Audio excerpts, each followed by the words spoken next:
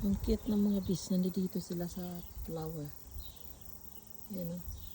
Kumakain yung mga bees. Layo ng pinuntahan niya. Nandun dito sa kabila nakatira. Nandito sa kabila. Kaloka itong mga bees. Basta makakita lang ng flowers eh. Makain sila ng flower. Dito pa yung ibang bees.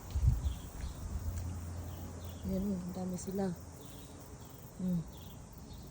Ito yung gumagawa ng honey doon sa likod. Pag araw, lumilipad sila kahit saan eh. Yan o.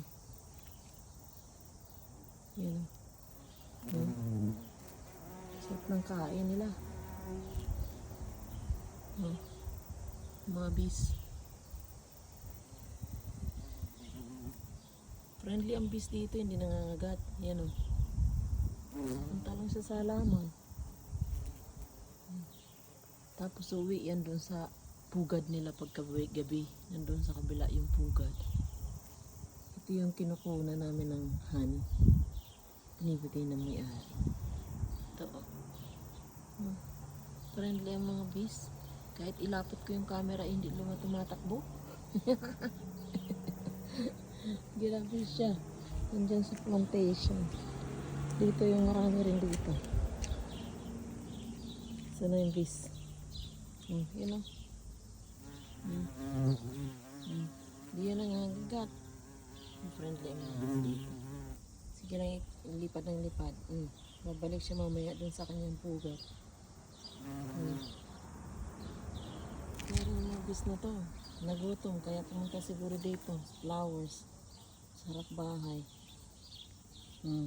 Kahit ilapit ko yung camera, hindi siya tatakbo ba? Kaya galing naman itong mga bees na to. Marami yan sila na bees. Laki niya. Sige, kain pa dyan. Tapos bigyan mo ko ng honey, ha? Hindi naman nangangangat eh. Sige lang ang takbo. Ayaw ka ba? Sayang-sayang sila sa flowers. Ay nakaw. Enjoy yung flowers mga bees. Ayan sila oh. Ayan. Andyan sa loob oh. Yung isa ligalig. Ano gusto niya mangyari? Saan siya pupunta? Sige. Lipad. Dami-dami yung flowers eh. Sinipsip na lahat. Ayun. Dapo din. Sige, dapo ng dapo. Ay, naku po. Ito malaking bees. Hindi display yan. Ay, naku. Hindi yan malaking bees. Ayan siya. Ayan ang siya ng bees. Silang dalawa. May nakukuha. Siguro sila dyan ng sweets. Marami sila, magka-classmate. Yan sila. Friendly, hindi nang ang mga bees dito. Harmless. Diba?